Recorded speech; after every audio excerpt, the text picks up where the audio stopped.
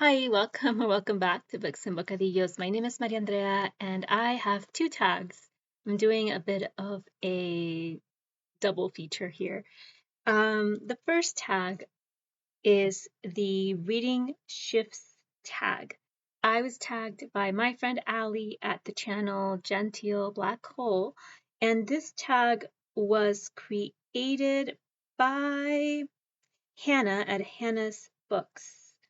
And I think I maybe have done this one before, but Ali just tagged me a few weeks ago, and I thought maybe I'll try it again. Um, so these are the questions. I'm just going to answer off the cuff here. Question number one: how has your reading developed over your lifetime?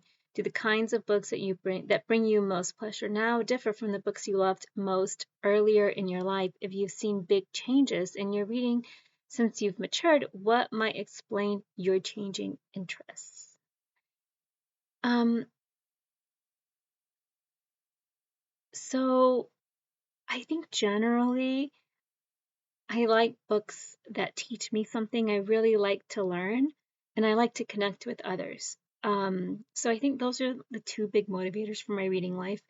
One is just learning something new, seeing the world through a different set of eyes or a different perspective. And also, anytime that there's a possibility of like sharing a good read with someone or connecting with someone over a reading experience is always such a delight for me. So I think back to being a kid, early on. I mean, I've always liked so many genres. Like I, as a child, I enjoyed fantasy. I did enjoy historical fiction. I remember really enjoying like the American Girl series. I really enjoyed Island of the Blue Dolphins. Um, I Juan de Pareja was one of my favorite books as an elementary school student. And then as I started going into like the tween age, the middle school age, I started really getting into science fiction and horror. Um, so I read more in those genres. I liked a good ghost story. Mysteries. I've always loved Nancy Drew and um, the Hardy the Hardy Boys. Uh, and I still love all the genres. I remember in high school really liking big books. Like I really would choose the really big books. I liked lose like kind of like losing myself in a huge a mammoth, a huge piece of text.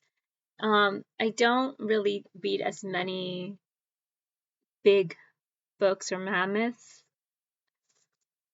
excuse me, now because of time. And I feel like I just have so many books to read, and I oftentimes end up pushing those aside for a later, um, like a time in the future. But overall, I think I still like all the books. Um, in early adulthood, I really got into poetry, and that's been just a love of my love of poetry has just grown and grown over time as I've experienced verse through different perspectives, and I think I've diversified my poetry reading um, over time. So now I think I read a lot more diversely in regards to poetry. Question number two: do you find yourself choosing different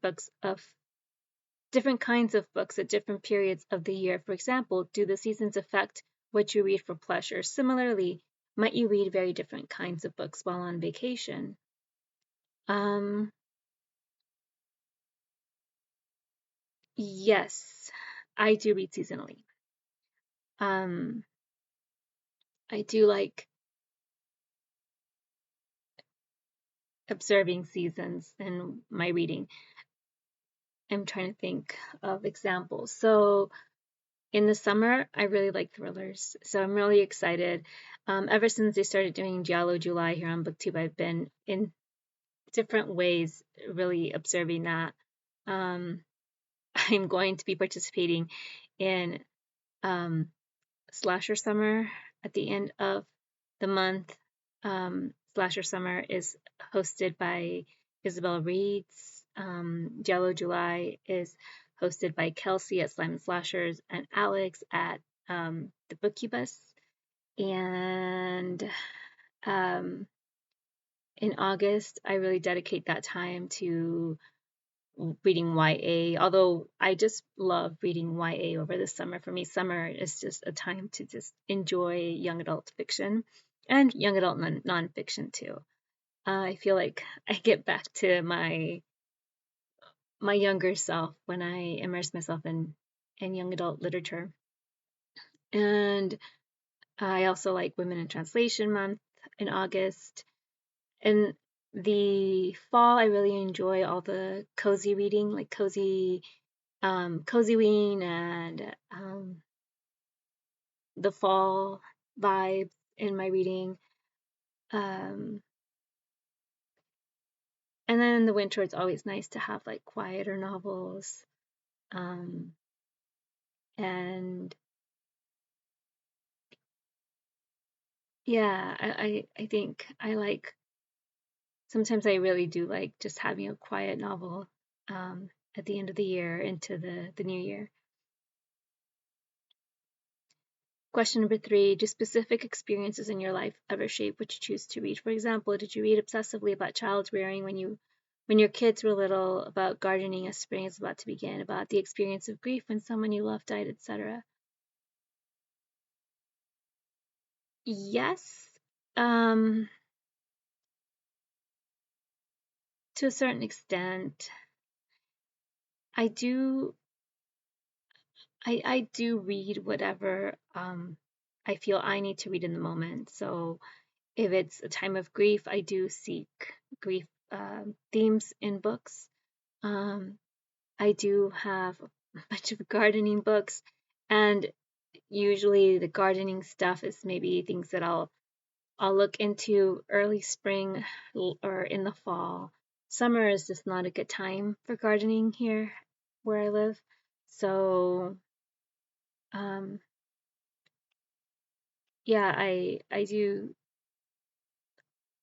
look for elements of learning in books. And so depending on the season and what I need to learn, I do find myself looking for books based on my needs to learn.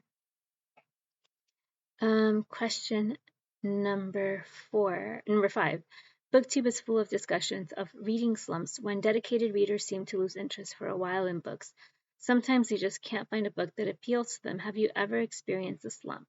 If so, how did you handle it? If not, do you have any advice to give people who are experiencing slumps?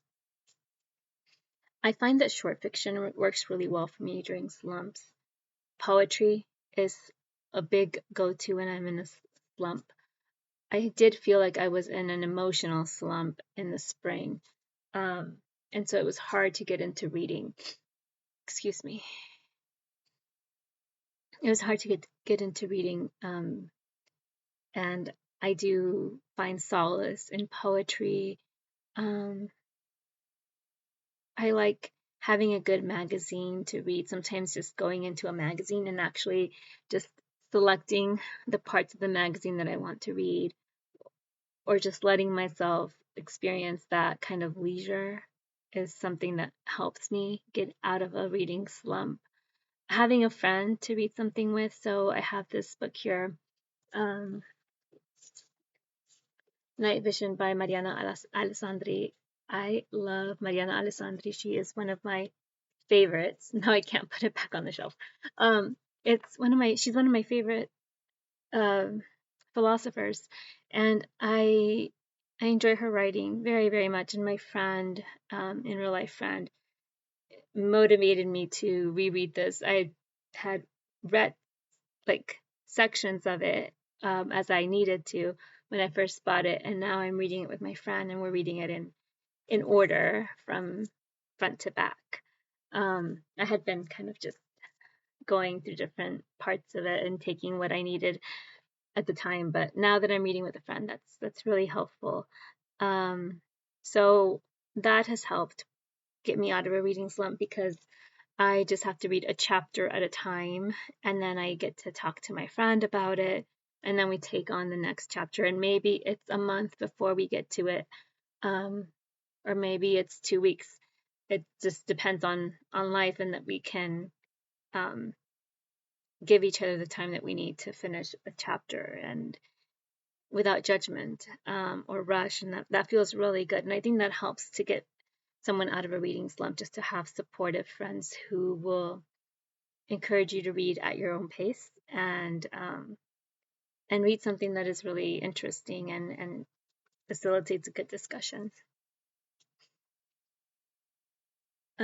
I've talked about this book before, so I'm not going to share much, but it's basically about um, the philosophy of of dark humors, dark moods, and how like a conversation about how popular culture expects you to shake things off and move past the dark mood quickly, or not be in your feelings, not be so emo. And this book validates the the darker moods and helps you to see through it, see through the darkness when you're walking through it.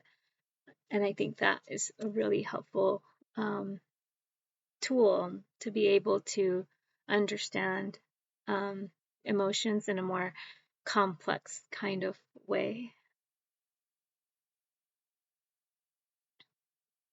Next is booktubers also talk about book hangovers when readers are so moved by a book that they find it difficult to move on to a new book. Have you ever felt this way? Yes, when I read Beloved, I wanted to go back to the beginning and start over again. And I thought I could never find another book that would make me feel the way Beloved did when I first read it. And I'm sad that I will never have that experience again of reading it for the first time. I felt similarly about Anna Karenina. I loved Anna Karenina, and I cannot wait to reread Anna Karenina at some point. Um, so yeah, I think those two books, maybe a little bit Les Miserables, had that similar effect where I thought like I just read a masterpiece and I was sad to end it.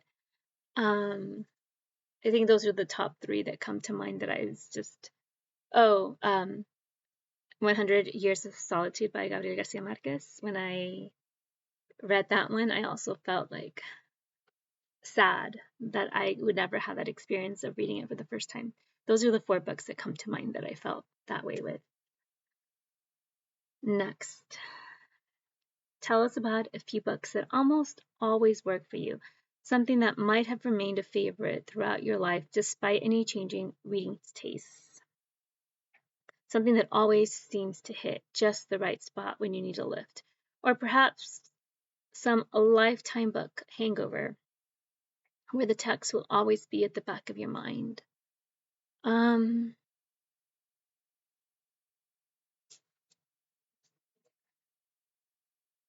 well, I think this one, Night Vision by Mariana Alessandri, this is the one that I recommend a lot to my in real life people.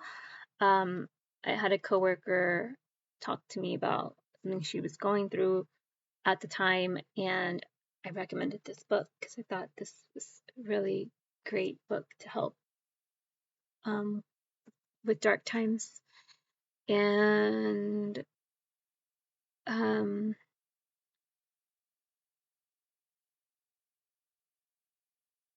I think Martita, I Remember You. I haven't talked about this book in a while, but Martita, I Remember You by Sandra Cisneros. That book felt like it hit me just at the right time, and I've reread it since. And I think that's a book that I feel like I can always go back to and really feel comfort in it. It felt very, very comforting. It's a story about friendship, and I really enjoyed it. Um,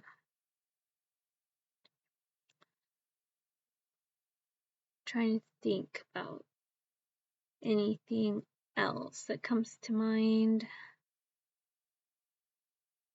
I think I'm going to leave it at that. And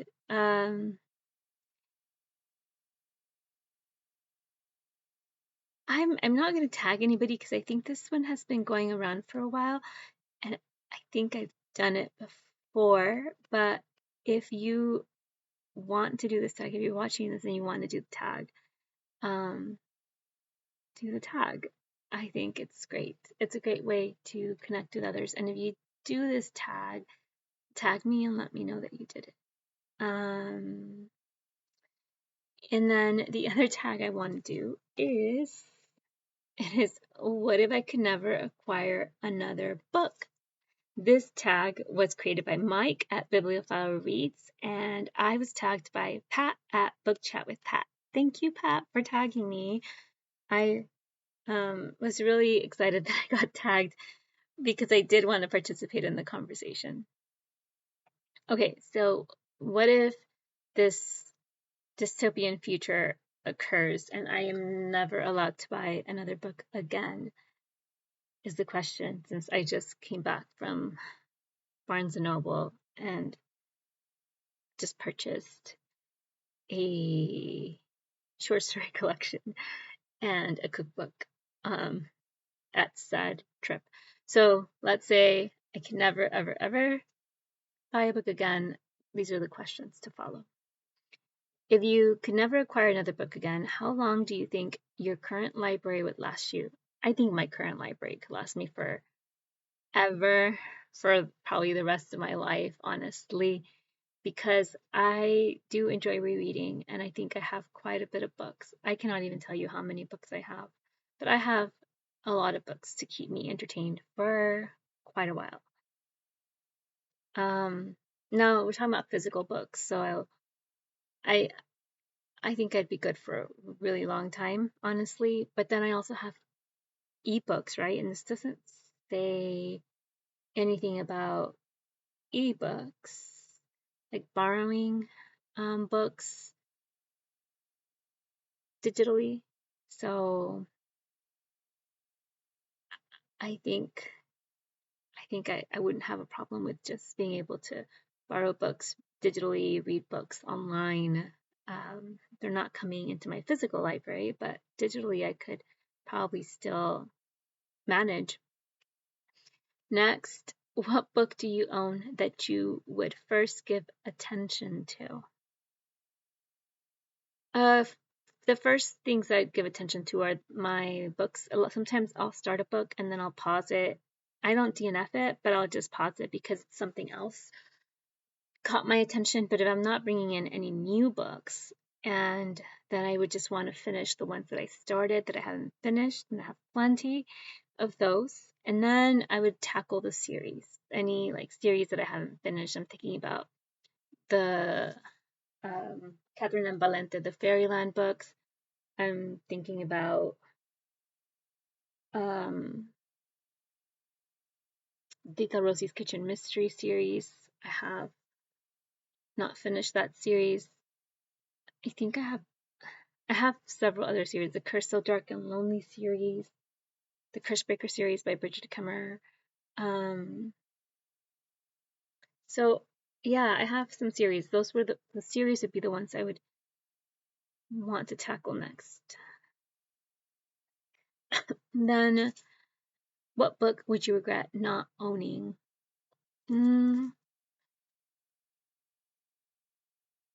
I would regret not owning any future books by some of my favorite authors. So, like, who else is still writing? Like, if Sandra Cisneros or Ada Limon published like a new poetry collection, or a new, like, Sandra Cisneros also does poetry, but she also does short stories or long fiction. Julia Alvarez, if any of them like publish something new that I couldn't get, or if like I couldn't attend the book festivals, that would be really sad. So I wouldn't want to attend a book festival. I wasn't going to be able to buy a book, because that would just be terrible. So I would regret the book festival books, and any new books by my favorites. Yeah, and like I'm thinking my favorites. Lisa Cross Smith is one of my favorite autobi authors, and I don't have all of her books all of her published books bought. And Kristen Hanna is another one that I haven't finished collecting those books, so I would be bummed that I wouldn't be able to buy them anymore. So yeah, those are a couple of authors that come to mind. Then, would you miss discovering new books, or would you enjoy rediscovering what you already have? Both, both. I would miss not being able to just go into a bookshop and see something on the shelf that caught my attention and be able to just buy it. But I would enjoy rediscovering what I already have, and I have an idea about that I'm gonna work on and then come back and tell you about another time, about the joy of rediscovery. Okay, and then how would you handle seeing people talk about amazing new books that you couldn't get? You know, people do book hauls, and people tend to really like to watch book hauls. I like watching book hauls, and I don't feel like I have to have every book that somebody else got. So generally when I watch a book haul, I think, oh, that's great for them, and I get really excited for them because they're really excited about their new books and their new finds, and that's exciting. So I think I'm okay at feeling happiness and joy for others, even if I don't feel it for me. Like in terms of a book haul, I might never be able to do another book haul, but I would probably still enjoy watching them for someone else and living vicariously through others. That would be fun. Okay, and then the next one is, would bookstores still be enjoyable if you couldn't buy anything? No, I don't think bookstores would be enjoyable if I couldn't buy anything. I think then I would just probably go into a library instead of a bookstore. And that's it. Wow. When I saw people doing this, I thought I would create a swap. I would like go all in and do like book swaps in my community, and then just find opportunities to like constantly have books in motion. Um, I would put up a free little library and see what books came into the little library, and um, I would go to others' free little library, and I would encourage neighbors to put up free little libraries, and just keep the book swapping going so that we could still celebrate the joy of discovering a book that's not in our own shelves. So that's something that I would probably be more active with, swapping books in public. Um, okay, now I'm never prepared to tag people. I don't know who's done this or not. It's been a while since I've done a tag like this. So again, I am just gonna say, if you're watching this and you haven't been tagged, you're it. Do this tag and let me know that you did it. And I will be back again for more bookish fun. Hasta la próxima.